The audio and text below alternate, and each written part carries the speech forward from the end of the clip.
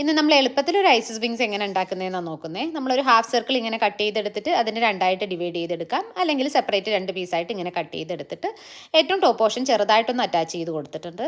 എന്നിട്ട് ബാക്ക് നെക്കിൻ്റെ അളവ് നമ്മളിപ്പം ഈ ഒരു സെൻറ്റർ പോർഷനിൽ നിന്ന് രണ്ട് സൈഡിലേക്ക് ഡിവൈഡ് ചെയ്ത് മാർക്ക് ചെയ്ത് കൊടുത്തിട്ടുണ്ട്.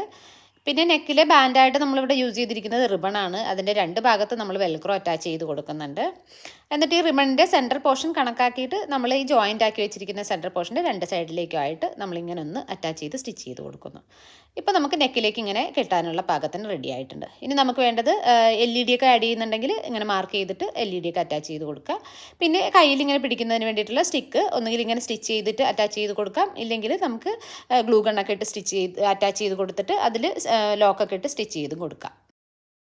ഇതിപ്പോൾ ഒരു ഡെമോ മോഡൽ ചെയ്തതാണ്. നമുക്ക് കറക്റ്റായിട്ട് ചെയ്യുന്ന സമയത്ത് നമ്മൾ നെക്കിന്ന് ഫ്ലോർ ലെങ്ത് വരെയാണ് ഇതിൻ്റെ ലെങ്ത് എടുക്കേണ്ടത്.